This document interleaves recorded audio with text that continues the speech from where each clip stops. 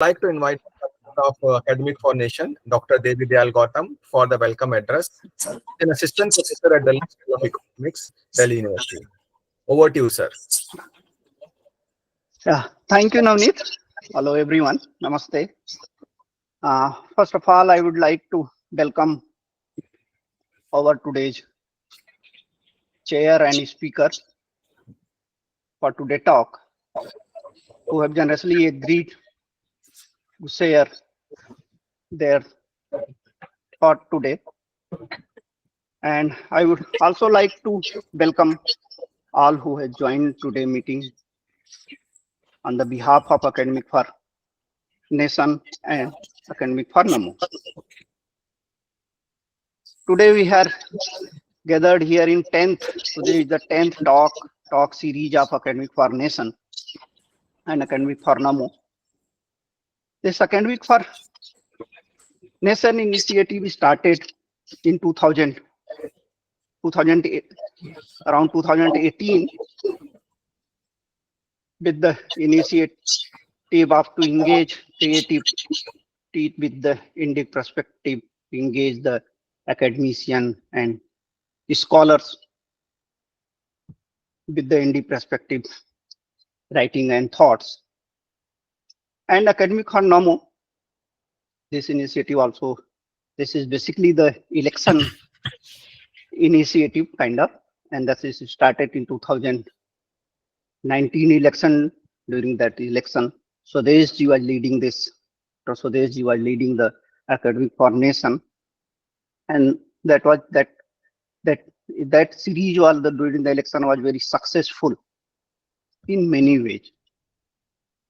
And today we are in the 2024 election, the Modi 3.0 election. The election, what we believe that the election between the two narratives. The one side is which representing politics of dynastic politics, corruption, and many other things, and other side is stand the idea of Viksit Bharat of Narendra Modi, where everyone is partner in growth. And before today talk, today is the 9th talk, and before this talk, the many topics like the Republic at 75, Viksit Bharat, women empowerment, and many such topics were discussed on this platform. And today we are gathered here to discuss the science and technology under Modi Sarkar. This is very important topic, and today with us to discuss this topic, today with us on chair, Professor R.S. Kureel ji, who is the Vice Chancellor, who is very known academician, and the member of NEP, and also the member of implementation of NEP, and the other speaker is Professor Patairiya ji, who is the scientist who worked long time in the government and is known as the institution builder also. And other is Professor Chander Singh ji, who is the professor in Delhi University, academic dean, who is working on in the field of this science, especially in the environmental science, water and all. So let's start today talk. Now I hand over to Navneet ji to further. Thank you, sir, for explaining the different events which have been covered by the Academics for Namo. Now, with the permission of the chair, Professor R.S. Kureel, I would like to invite our first speaker, who is Professor Manoj Kumar Patairiya. He is an adjunct professor in science communication from National Institute of Advanced Studies. He is the president of International Science Writers and a former director of CSIR Niskayer, New Delhi. He has also served as an additional Director General of Prasar Bharati, All India Radio and DD, and head of DD Kisan and DD Sports. And I have got an opportunity to work with Professor Patairiya during the C20. I welcome you, sir. And now over to you, sir, Professor Patairiya.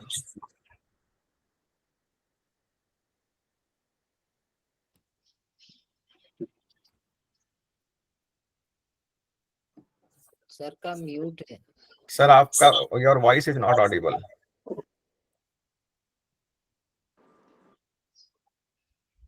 Namaskar. Now is it okay? Yes, sir. Yes, sir. Yes, sir. Okay.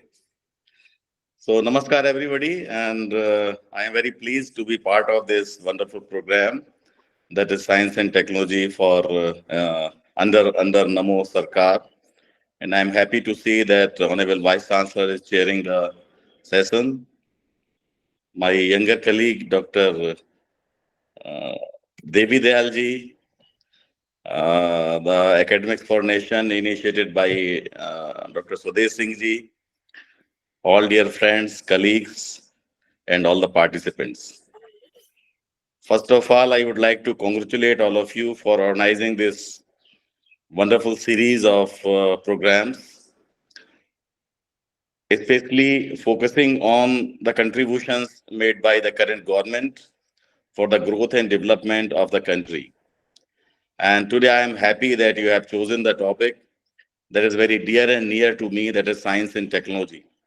And science and technology has been my field of activity for something like 3 to 4 decades or so, where I have been working in various departments, various organizations, voluntary sector, private sector, government sector, with individuals and all the nooks and corners of the country, from local to global and global to local. So through this wide range of my activities, I came across number of persons, number of ideas, number of institutions. And I have seen the changes at micro level and macro level, which are occurring in our society. Look at from the very small things like drinking water. For instance, drinking water is a commodity that is very important for our day-to-day life. And for instance, I would like to share over here that more than 80% diseases are caused by unpotable drinking water, like jaundice, diarrhea, and so many other diseases. And number of people who are queuing in the hospitals, they are suffering from the petty diseases which are really curable. But most of the time, they were deprived of the potable and safe drinking water. Now it is the time we can see from the nooks and corners of the country that people are now getting very fine quality drinking water. So from two angles, the problems are being solved, and we are witnessing this great change that is at very local level, but it has very high significance in the day-to-day lives of the people for saving not only their well-being, but also saving their lives. So I think this is one of the fundamental change that we are witnessing during the current times. Looking from the antiquity, we can see that India has done a lot.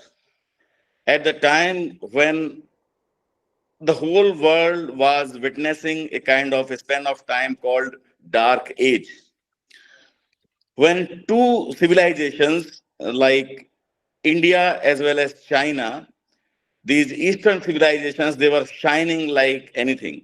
And that were the golden time for all of us of this part of the world.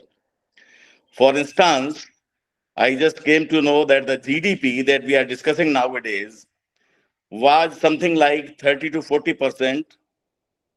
India was sharing something to 30 to 40% GDP, and China was sharing the same quantity of GDP. So these two countries, these two civilizations were having something like 80% GDP of the world, when people were almost living in the Stone Age and Dark Age in the Western countries. So this is the scenario. Yet another point I would like to focus over here, that the scientists who are working nowadays. So we can see from the ages that the rishis and the sages, they were working in India. They were not only preaching the religion, they were not only practicing the other social practices, but they were also practicing science. They are making discoveries, but they never got patent because they are of the believers that science is for everybody. Science is for the common man. Science is for the benefit of the society. It is not for the for making money or for just keeping it inside the four walls of any system. So it was meant for all. And for instance, there has been no conflict between science and the religion, especially in the countries like India, where the practitioners of religion and practitioners of science, they were the same persons. Whosoever, you name Susrut, you name anybody, Aryabhat, anybody you can take from the history, Varaha Meher, they were working on side by side on developing the scientific knowledge, studying universe and measuring the distance between sun and moon and the earth and what not, ranging from astronomy to physics, laws of physics, quantum, and medicine, Ayurveda, metallurgy. So, lot many things were being discovered at that point of time. And over the period, what happened? This knowledge was translated into a language that was not our language. And these invaders have come and they have translated in their language and they have taken to the West. And eventually, that was became the foundations of the so-called modern science that we are importing nowadays in the name of modern science and technology. So this is the from the historical perspective. Let me share all these insights with all of you. Although all of you are well aware, but most of our younger participants, I think they should be aware of all these happenings. Incidentally, when Bruno, a scientist, he said, it is not the sun that rotates around the earth, but it is earth that rotates around the sun. He was burnt alive. It never happened in India. Similarly, Galileo, he also said the same kind of theory, same kind of principle, that is heliocentric solar system, not the Earth-centric solar system. And he was also deprived of so many things. And there is dispute that whether he was able to see his published book or not, but he was confined to his house and he died with a lot of deprivations at that point of time. It never happened in India. India, the scientists and the sages and the rishis were always respected, and they always had the apex respect from all the kingdoms, all the dynasties, and all the societies at the same time. Now, looking at in today's scenario, the things are changing very fast. And we have seen Gaganyaan, Mangalyaan, and Chandrayaan, all these series of things are happening nowadays. Although we know that that is not the outcome of a couple of months or a couple of years, it requires sustainable, I think, activities and contributions of our scientists and our scholars for a long time. But how to synchronize them, how to put them into perspective, how to get the orders, and how to make the meet the challenges, I think that requires some kind of leadership, and that has been able to our current leadership has been able to push these ideas, and that is why they are coming as a series of fantastic incidences which are now whole world is witnessing, so as the Indian populace. So, incidentally, I was sitting in a high level meeting where I came to know that at one point of time, very recently, we have been importing something like 96% precision technology from outside. for whatever purposes we require technology, something like 96% precision technology we are importing from outside. Whereas we are the third largest country of scientifically and technologically trained manpower. Look at our series of institutions, IITs, IIMs, ISHRs, NICERs, a lot of engineering colleges, medical colleges, all of them, a huge network we have. So we are the third largest scientifically and technologically trained manpower country. At the same time, we are importing something like 96% precision technologies from outside. So look at the ratio as compared to the Western countries. So now the things are changing. Now, instead of only importing country, we are now becoming exporting country. We are not only exporting the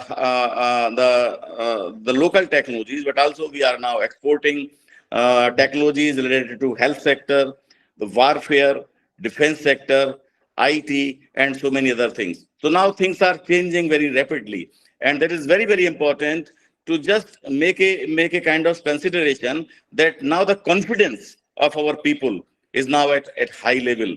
Earlier, when we visiting outside, so people used to say, "Oh, you are from India."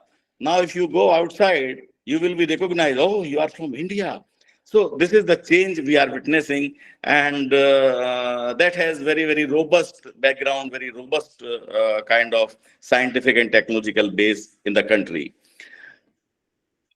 I also came to know recently that look at the 5G, from 1G, 2G, 3G, 4G, 5G, this 5G technology. So in up to 4G, we were nowhere. Even the monopoly was something like 2 or 3 countries. So we were almost nowhere. Now look at in 5G, 5G, at least India has made some inroads, and we are now part of the international forums where decisions are being taken, where technologies are shared, where patents are licensed. So we are now becoming day by day more influencing kind of country in technological development, in science and technology development. Suppose for this mobile phone technology. Now India has started production of mobile phones. For a long time, we were importing only. But again, if we want to produce mobile phone, we have to pay heavily to many countries, those who are having number of patents, because mobile phone has innumerable technologies. And for every technology, there are patents. So if we are using these patents, suppose for production of this mobile phone, we require 100 patents. So if we require 100 technologies, sub-technologies for that, so we have to get 100 licenses. So for these 100 licenses, we have to pay to many countries, to many other companies outside India. But at the same time, if we are able to develop at least one such patent that is crucial for production of mobile phone, only one patent. And while production of mobile phone outside India, people require the license from India for that one single patent only. Then what we can do in exchange, we can get many licenses from these countries. So this is now happening. India is also getting patents in various 5G technologies and other developing technologies. So these are the changes because of the leadership, because of the encouragement, because of the resources available, and because of the confidence and trust that has been developed over the period. Look at UPI, that has made a sea change. The way people are exchanging money, people are paying in the market. Look at, if I want to pay 5 rupees, I will use Paytm or the UPI added these platform all the time. Rickshaw wala, chai wala, all these people, one can pay by using UPI enabled these platforms. Similarly, DigiLocker, we have to carry number of documents with us all the time. Now there is no fear of losing all these documents. You can have your documents on DigiLocker. So DigiLocker is a kind of innovation that has developed in India, and now many other countries are looking at for taking these kinds of developments, be it UPI, be it DigiLocker, etc. Not going in detail, but you look at the vaccine. The vaccine story is very, very, very, very important for the countries like India. We all have seen. We have not only produced the vaccine, we have uh, delivered the vaccine. We have vaccinated millions of people in India, and we have also exported and we have also gifted the vaccine. So this is the change that we have seen over the period. When this pandemic, Corona pandemic, COVID-19 pandemic was started in 2000, although 1919, but India, it was experienced in 2020 beginning. So when it was, there was no availability of these kits and all these fundamental materials. And immediately, the government has taken initiatives, and India became a manufacturer, a developer, and a producer of a number of such supporting materials, let alone vaccine. So these are the things which have taken shape, which have taken place. And for that purpose, I think we must thank the leadership that is available at the center, and we must look forward for a series of developments which are going to come in the near future for the overall growth of the nation. And moreover, whenever we are working in India, so number of IITians, number of young graduates, they preferred earlier to go outside. And we were experiencing a kind of brain drain from India.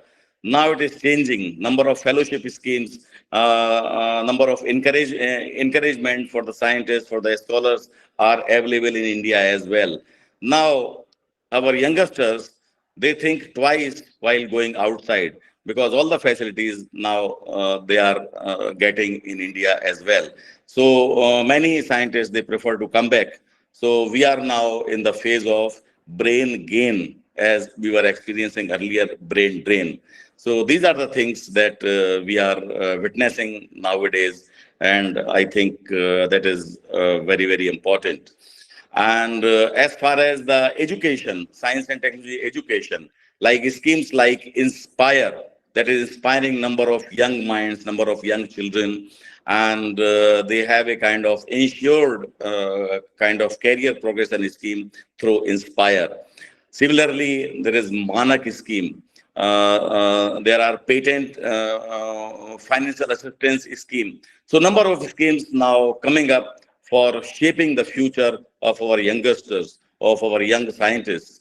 And the programs like Austar, the programs like uh, science and technology fairs, and science and technology innovation competitions, I think they are encouraging our youngsters, our students to come forward and take the advantage of all these activities. And moreover, India is also a country that is blessed with a kind of scientific spirit that is called the scientific temper. That is part of Indian Constitution. So I think India is the only country that has one of its fundamental duties as developing scientific temper, not only in ourselves, but in our fellow citizens as well. But I would go further ahead. Rather than scientific temper, to me, that seems to be an idealistic scenario that can never be achieved, or may be achieved with a lot of difficulty. So to me, I would like to say that instead of preaching scientific temper, we have to have scientific culture, because Indian culture is scientific, like washing hands. Who knows that washing hands can save you from various diseases? In Corona time, we have seen and world has appreciated this washing hands from Indian culture. So I think these are the things that we have been already experiencing, already practicing. So that is in all kinds of our social activities, our social what we call all customs and activities, we have this scientific culture. So instead of having the scientific temper, we must preach and we must develop a scientific culture, because Indian society has been already scientifically cultured. The scientific culture has to be promoted, has to be encouraged, and has to be developed in the minds of the fellow citizens of the country. Moreover, we have been talking of scientific temper, but there has to be something like technological temper as well, where scientific temper shapes our inner self, the technological temper shapes our outcomes, how we are able to produce, how we are able to perform, how we are able to work in a manner so that whatever work we are working on, we can achieve excellence. So, excellence has to be our objective. So I think with that spirit, we must develop a kind of attitude, a kind of aptitude that can eventually lead to scientific culture. When our society is scientifically cultured, everybody would be thinking scientifically, everybody would be working scientifically, everybody would be performing scientifically, systematically, analytically, taking decisions properly. I think things would change, would see a drastic change in a positive manner.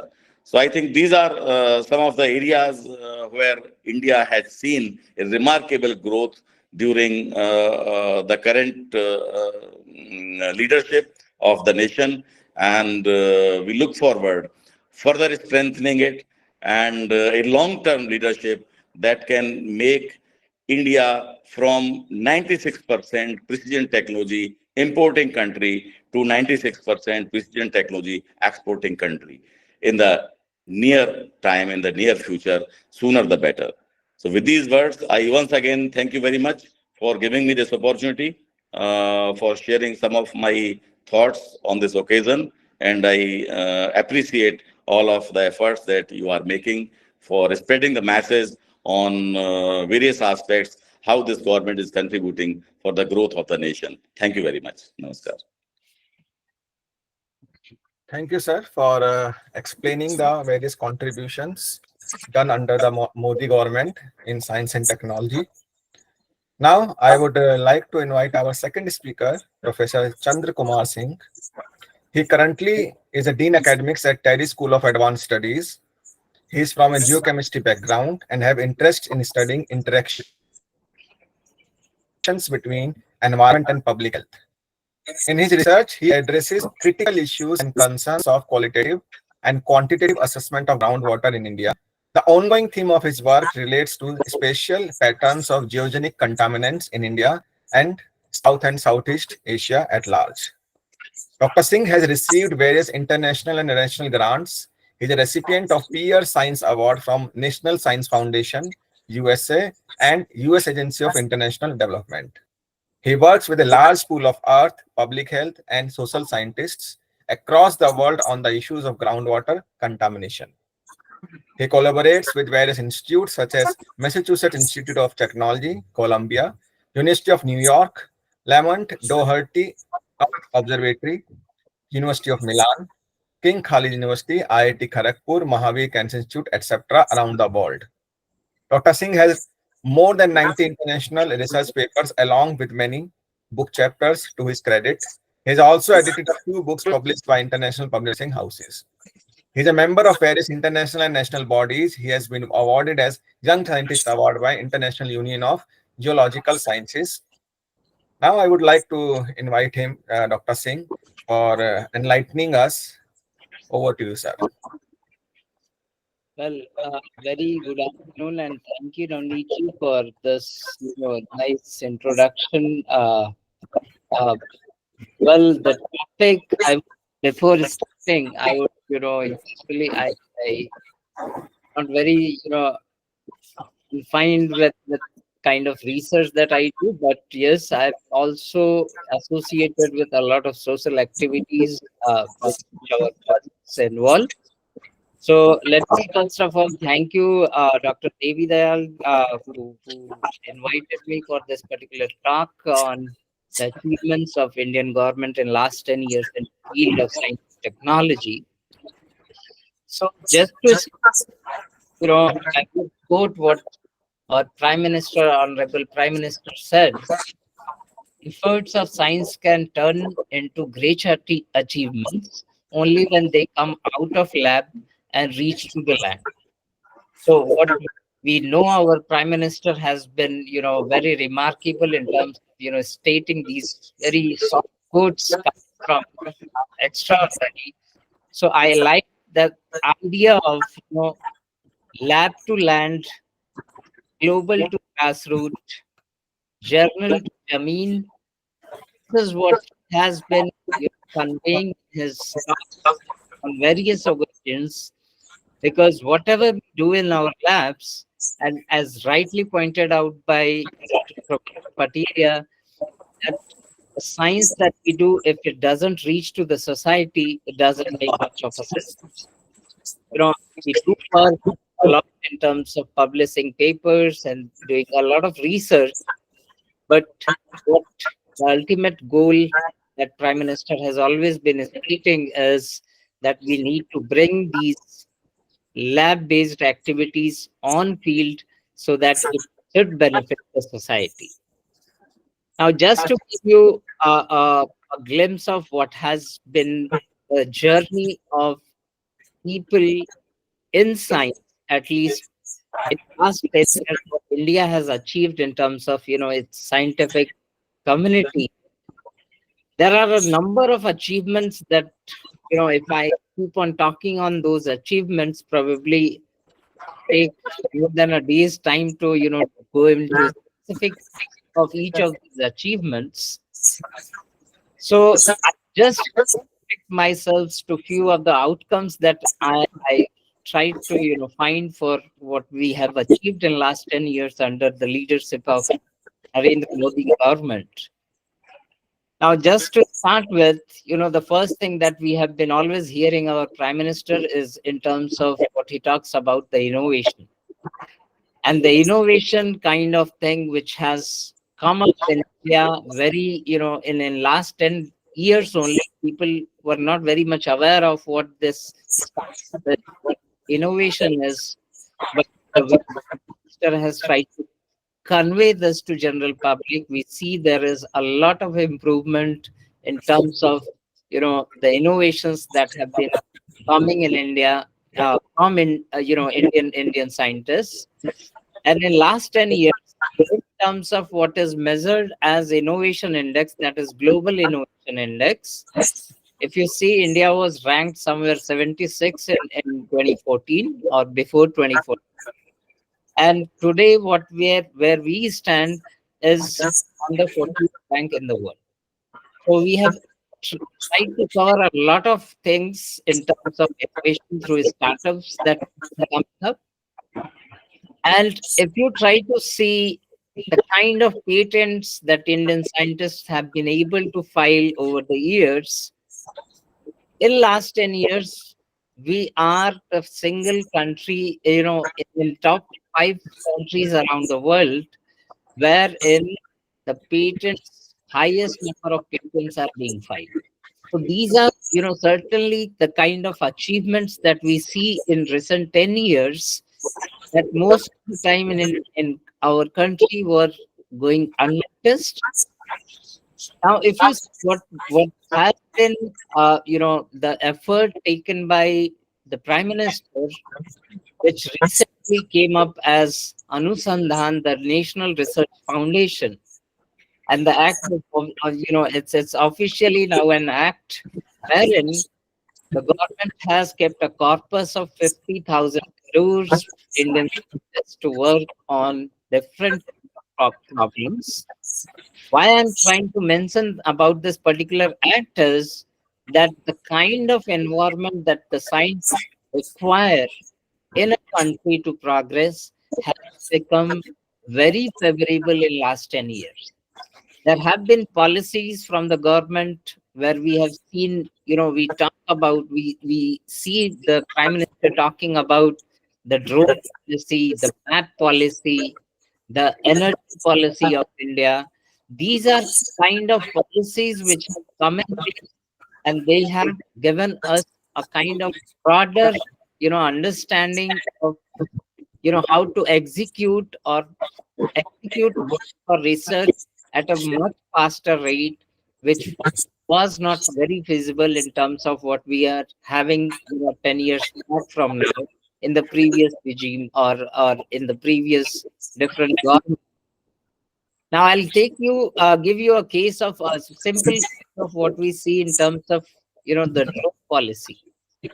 Drone policy, actually, it did not existed in India, and since it is related to, flying certain unmanned vehicles at certain height in India, it was not allowed to fly anything in the city areas, and therefore, to fly anything in areas, we had to had permission from almost 25 ministries in India to fly a simple drone instrument.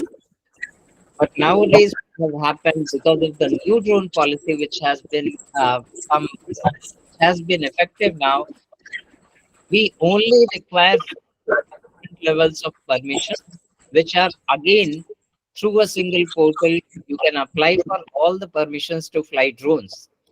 Why the drones have been very,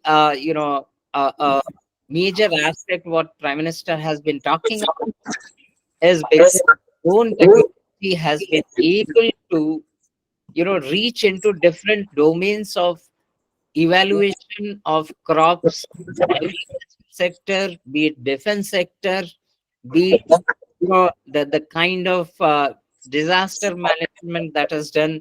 These drones or UAVs that we know are very helpful in combating or, gathering data for real time actions. Now, apart from this, what has happened, ideally, what we see, India spends almost 0.7% of its GDP on research that is related to scientific research, which is certainly a bit below what, the world average is. But because of this new framework that has come up, such as Anusandhan, wherein obviously the percentage of GDP, the amount of money that has to go into the gross expenditure on research and development is going to be much more beyond what we have as of now. So in next years that we are going to see, where obviously, this Sandhan or National Research Foundation is going to focus on bringing more money for scientific research. Also, apart from, different aspects related to scientific achievements, the pillars that this particular government has targeted was in terms of building, or I would say, scientific or systematic capacity building.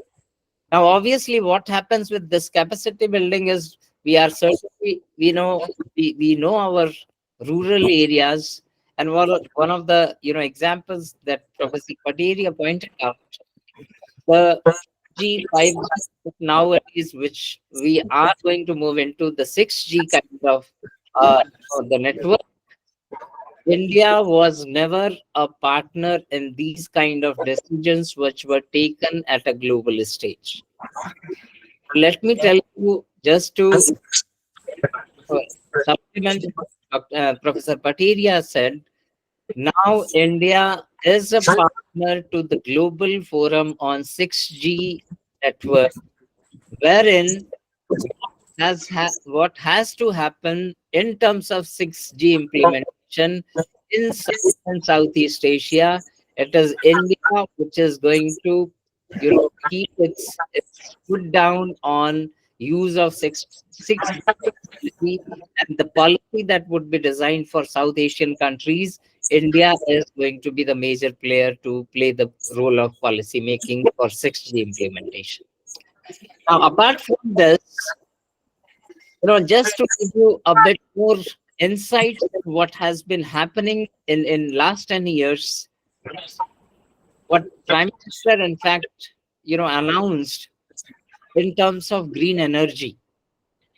Now, India has come up with national green hydrogen framework, national green hydrogen policy, which is basically the green fuel kind of technique that we talk about nowadays. We see a lot of, battery operated vehicles, and this would be a game changer because with this green hydrogen policy coming in place, India is meant to be major player or major hub for green hydrogen, because none of the country around the world are focusing on green hydrogen, which is, the future generation. India is the first or front runner in this particular domain of science and technology in use of green hydrogen for various use. Apart from that, we also should be aware the kind of thing we all know what India has been doing in terms of space technology. India has been able to launch Chandrayaan missions recently, Chandrayaan 3 mission, which landed on south pole of the moon. But there is something which most of us might have heard of, that is the Samudriyaan. India has been able to build a Samudriyaan for deep ocean research, which has been forte of only the developed few countries around the world, which have been, exploiting oceans, deep ocean for various kind of energy uses.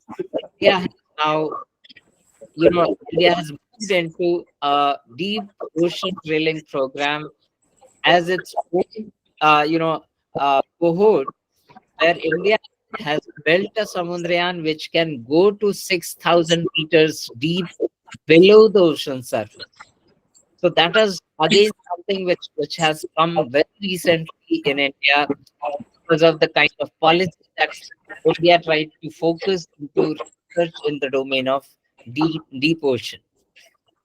Then there are certain technologies which have been, focusing on, such as National Bioenergy Program, the National Biotechnology Development Strategy. These are certain, policies or frameworks which have been able to diversify the kind of scientific approach that is required.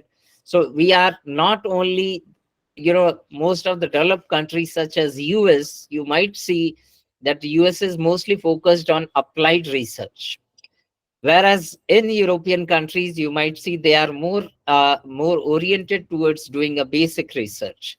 But with the current leadership, what we see in India, we are not leaving either of the end of the science to be left alone, because we are also leading into applied research kind of activities along with basic research kind of activities. Now, one of the things that again, is of a very scientific importance, that India has been able to push research into very frontier areas of science. And one of them that we might have heard of, that is LIGO, that talks about, the gravitational wave observatory, which actually has been approved only very recently in April 2023, wherein the government of India has tied up with National Science Foundation USA to do a very basic kind of research. We all know about, the collider that is there in Switzerland, which has come up with god particle kind of research. The LIGO is also built on same principles of doing a very basic physical science research in India. So this kind of activities which we never have thought of, that these are domains of only the advanced countries, the developed countries around the world who would be doing these kind of research. India is certainly going into those kind of domains which have been always, the forte of developed countries. Now, apart from, what we see in terms of the digital kind of concept or digital India concept, which again Professor Patairiya pointed out, the UPI kind of payments being made all over India and around the world, people have been surprised to see the kind of penetration that these digital payment apps have gone into the villages or rural areas of India. Just considering last year, the transaction, 868 million payments were done using UPI kind of payment options. So these are, things which are trying to force India into a very fast-paced development in domains of science. Then one more important thing that India has been able to do in last 10 years was to develop a Kavach kind of system. Kavach is a system which has been built built to prevent the accidents that happen into railways. Again, from a perspective of the safety or the sustainability that we try to dwell into all the domains or walks of life, one of the best examples that we can see is the introduction of Vande Bharat trains. And that's again a major achievement, because why I'm talking about this, in last 3 years, when the Vande Bharat trains were launched, at in 2024 at present, the Vande Bharat trains are covering 200 districts around the country with 24 within 24 states, and that is the kind of development that has been taking place under such a able leadership, and that is expected to have somewhere 6,000 coaches being built for Vande Bharat trains, which is going to cover the entire landscape of India. So, there are, as I said, a number of achievement, a number of things that have come up in recent years with the able leaders of Narendra Modi, and I see a very promising future for Indian science and scientists, because the kind of vision, the kind of future vision, I would say, that lies with the prime minister is very rare to see, because he touches all walks of life, not only science. It is the science has to be somewhere to be related to society, and that is what the prime minister has been always focusing on.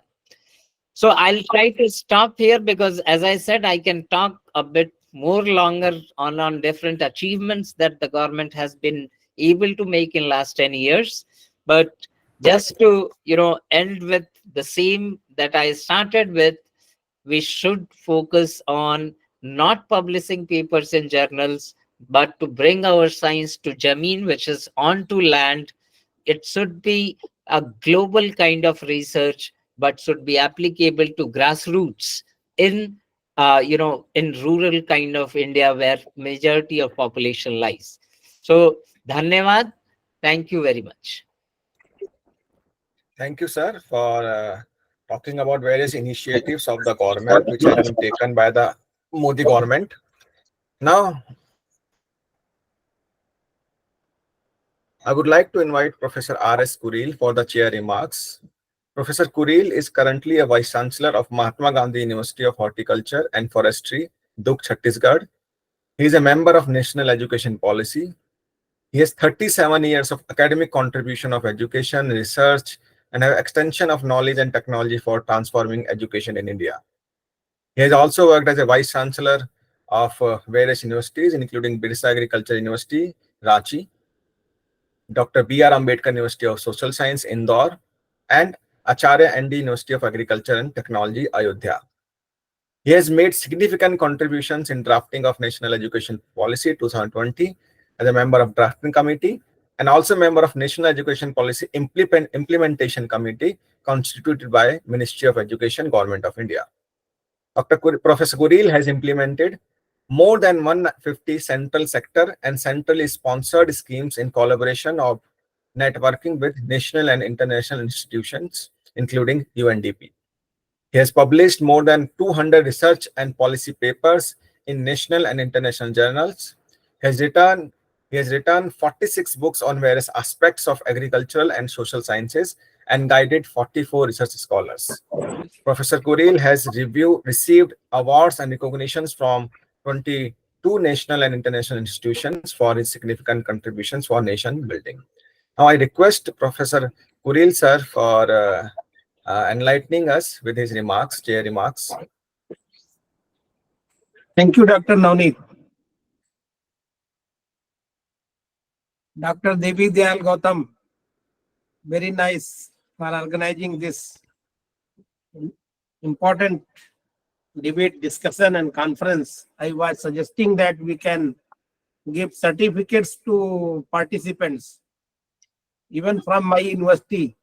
Think henceforth in future we can do that. Sure, sir. Sure. I Sir, appreciate. Please, sir. Irsad. No, please, sir. Please, sir. I appreciate Professor Manoj Kumar Patairiya. Really, he has given very extempo, very nice lecture and covering ancient period to modern India and the contribution of ancient scientists of our country to the modern scientists we are working now. He has covered almost all the areas of our country's scientific contribution. And also Dr. Professor Chander Kumar Singh, very nice, and I'm associated with the TERI in the past when I was director in Ministry of Agriculture. I was working in the board. At that time, I was participating with TERI programs, many research programs. Good, very nice, Dr. Chander Kumar Singh. I heard your lecture. So, see, the country has made various development. As Dr. Patairiya was referring, our GDP during the Mauryan dynasty, particularly during the period of Ashoka, around 261 BCs, it was 33% something. Even during the period of Mughal, when Mughals were ruling, and that too Aurangzeb period, our GDP was around 26%. We have seen the unfortunate years also in 1991, when our GDP, world GDP, our contribution was around 1.1%. But thankfully, we are improving now. We have reached to around 4 to 4.5% GDP nowadays. So we are getting restoring our pristine glory. Our scientific contribution, as Dr. Patairiya was referring, from ancient period. So we are also now regaining, as we have done recently in Chandrayaan, where low cost and our indigenous material was used. So that was also a big contribution. Of course, we have made significant achievement in this field earlier also, but during this indigenous system, low cost technology has given really proud for our country, and it is we can feel that we can do something more also. And certainly we will do that. I was also thinking that we have made significant contribution, scientific temperament during this Modi government period.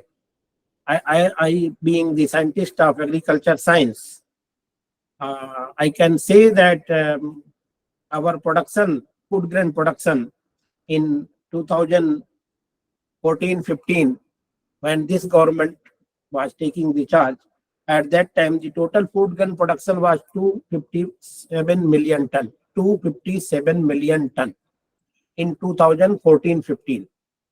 And now the present is in 2023-24, the food grain production is 332 million tons. That means 2 गुना नहीं तो करीब 1.5 गुना तो हो ही गया है. As we were saying that we are working for the doubling farmers income. So around 1.3, 1.4% times we have made the significant achievement in production. So, and in case of horticulture, I feel that we have developed a number of technology, wonderful things, where tomato and this brinjal will are on this fruiting at the top, and the same plant potato is there in the root. So there is a technology in horticulture field. We have seen that tomato in the plant, by grafting the multiple crops, potato and tomato in a same plant, and then and even brinjal also. So that kind of technology in horticulture also, in precision farming, protected farming, multi-layering farming, and then vertical farming. So number of things, number of technologies are being developed in agriculture as well as in horticulture sector to feed our growing population. We are expecting, when the country will be developed in 2047, as has been envisioned by our Honorable Prime Minister, at that time our population may exceed more than 200 crore. So we have to see that how we will be able to feed our 200 crore populations. So that kind of technology, that kind of things are to be developed nowadays. We have made planning accordingly, as has been suggested by central government, and under the leadership of our Prime Minister, we are working on that.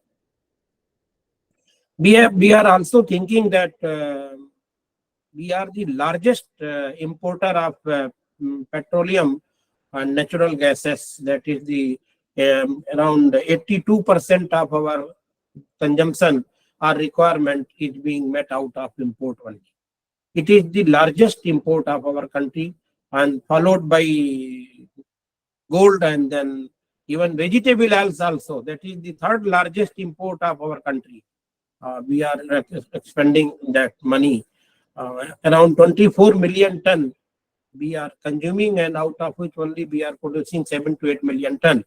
So remaining 16 to 18 million ton vegetable oils are being imported.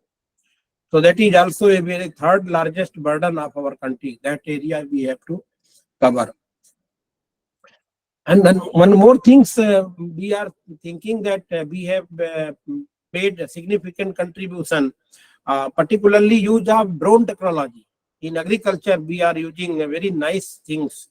And nowadays, drones are moving like people were when playing the paper games.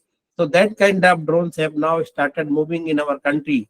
So in this area of agriculture, then in fertilizer, nanotechnology, in fertilizer and plant protection, you might have heard number of times our Honorable Prime Minister has given emphasis in his lectures to use nanotechnology for medicinal science, medical science, and also in the pesticides, fertilizers, particularly in almost all field of agriculture science.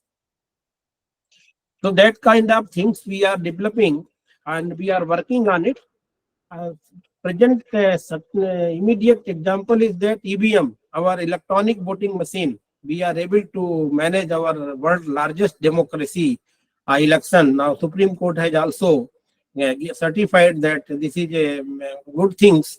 So of course, number of people are saying many things, but up till now nobody is able to prove that it is not scientifically good or something. Of course, the things been going on, but it is also a scientific contribution of our country that we are able to manage this largest democracy election in a day declaration. Otherwise, it will take months time to calculate that. And as you, Navneet was telling that I am also a member of National Education Policy. So almost our chairman was the very good scientist and astrologer. So we have seen that we have made number of provisions in our education policy. I felt that in agriculture science, this new education policy means semester system basically. All agricultural universities had already adopted the new education policy. Most of the things are already there. Particularly, I have studied in this system only in 1980, UG, PG and PhD I did under this system, because in 1960, when the India was getting dependent. At that time, Panchnagar Agriculture University was created, and this system was adopted under land grant pattern of America, USA. So the same system was adopted by the country. Agriculture universities are following the same system.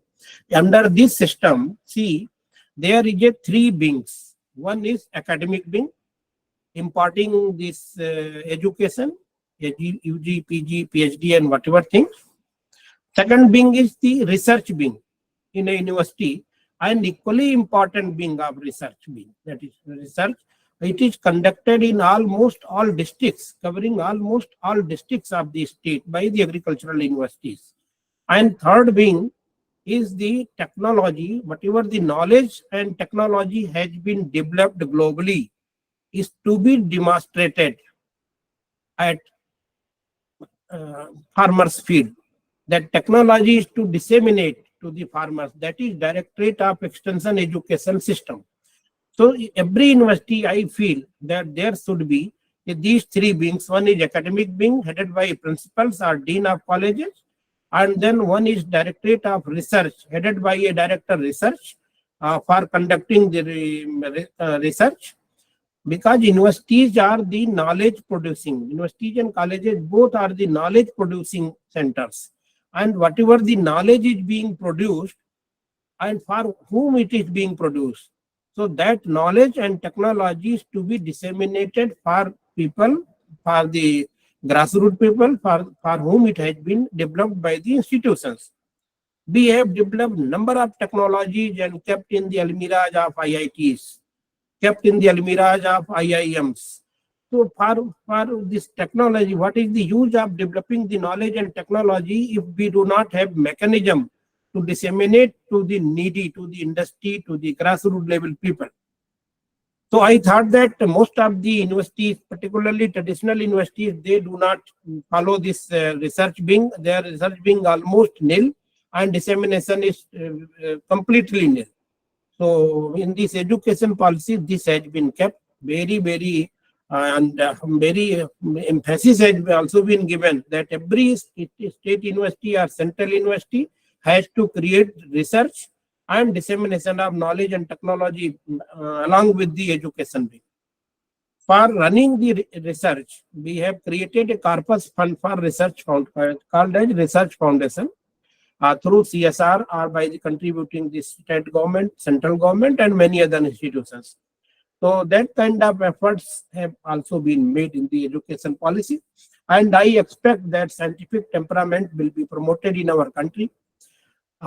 See, there is a very thin difference, the science and the orthodoxy.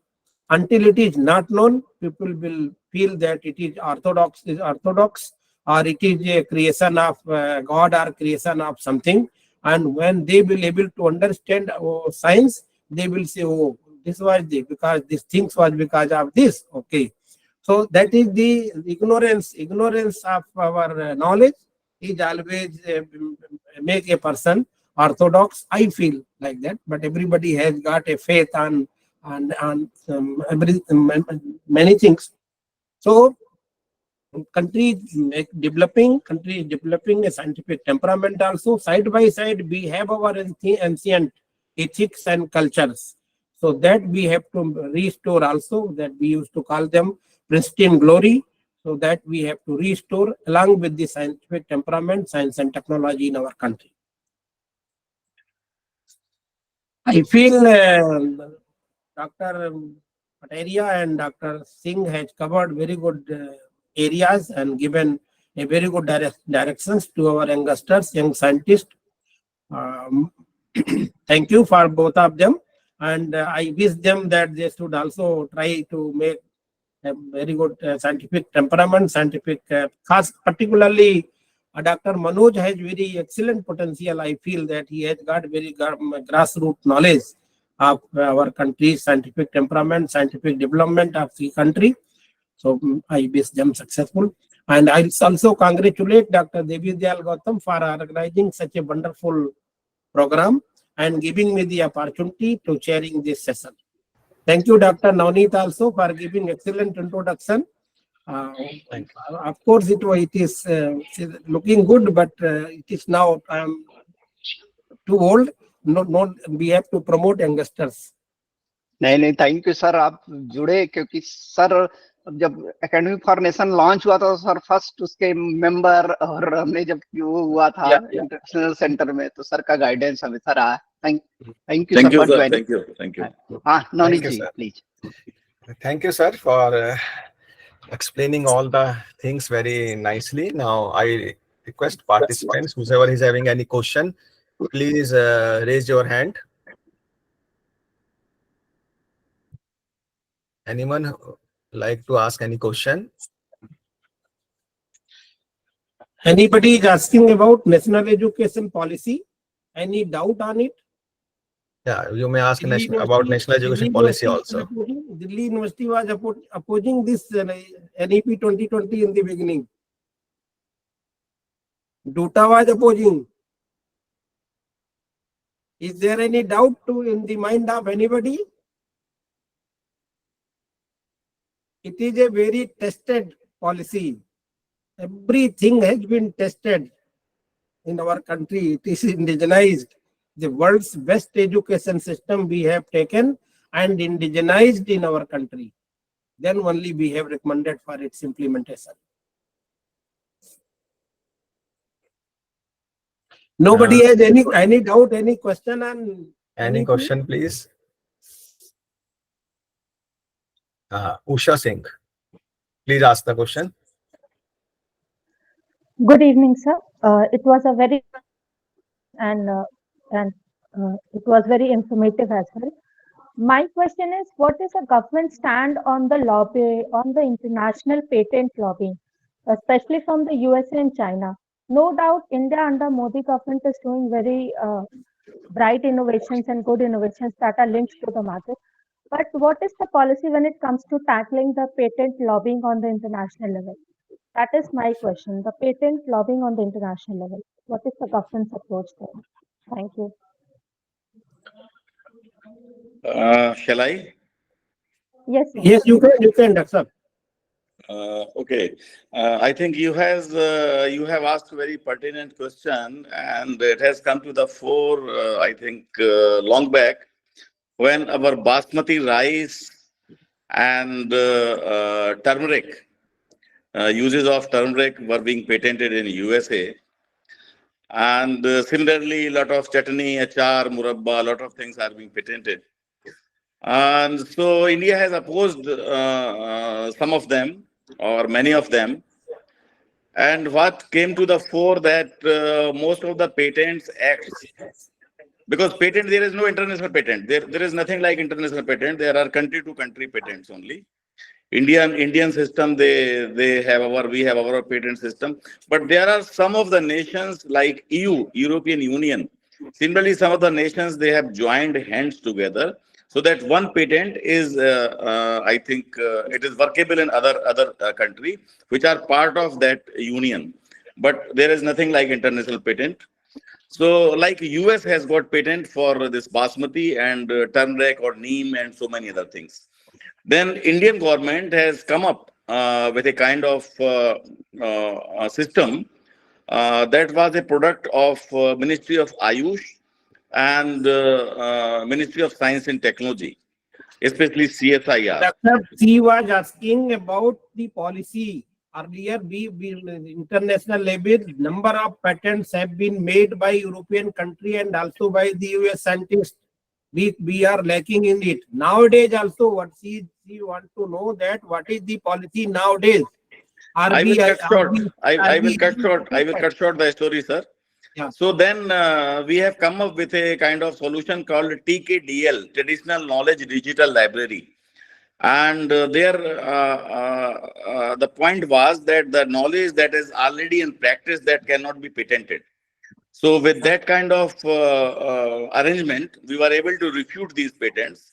Now, if the policy is similar, we are promoting more patents, more startups are coming, and we are now making inroads in the global patent index, and now we are ahead of many countries. Now we are progressing very fast in global patent index. Thank you. So nowadays, it is open. Anybody can get it registered. I have seen that students are moving around along with 5, 10 patent in different fields. So it is now, it is open to all. Earlier we were not aware much. In European countries and US were advanced. When our country was being ruled by different either Mughal period or prior to that, Muslim rulers were there, and the most of the patents of European country and this US was at that time. But nowadays we should also think on that. That's why scientific temperament is more essential.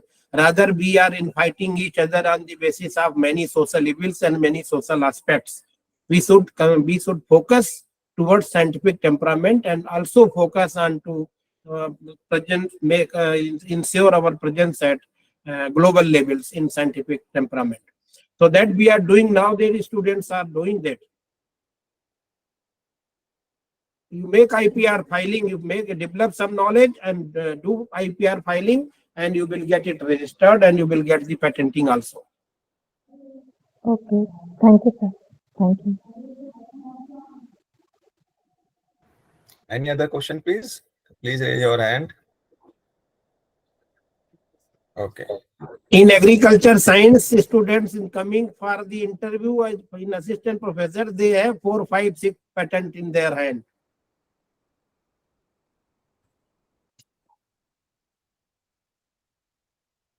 So I think there is no question. I have seen in JNU also, there was one student preparing for assistant professor. She was having 7 patent.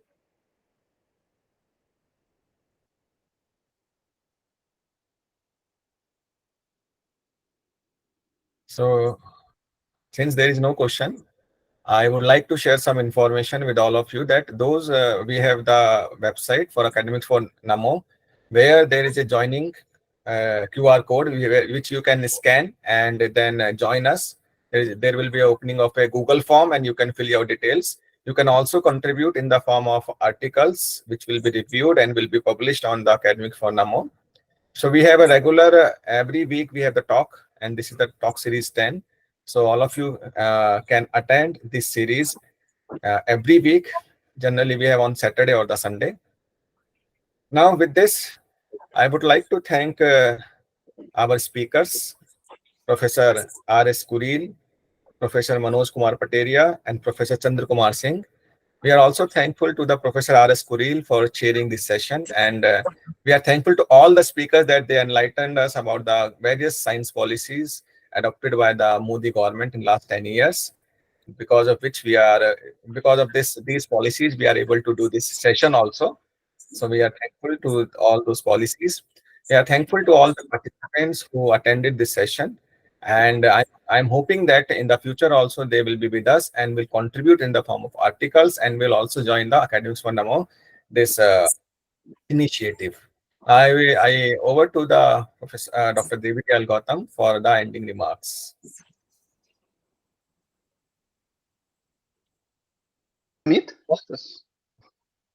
Just no, just ending remarks given by already by Kureel sir. No need to ending remark. And just last word to thank you everyone for joining today. And this is this campaign is continuously going on because of all of your support. Thanks again. Okay. Thank you, Dr. Thank you. Thank you. Thank you, sir. Thank you. Thank you, Thank sir. you. Thank you, Thank sir. you. Thank you, everybody.